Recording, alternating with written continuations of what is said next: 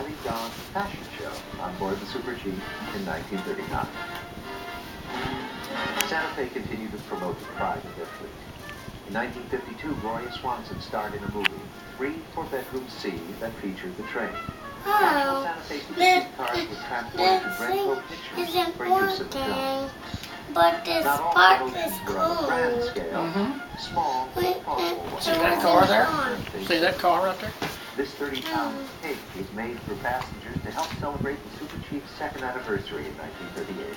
One passenger, Helen McCallum, was presented with a special cake in 1956 as she started her 25th transcontinental round trip using Sante Fe.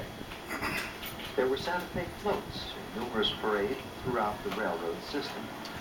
One eye-catching promotion of the railroad's freight and passenger service took the form of a new model railroad layout at Chicago's Museum of Science and Industry.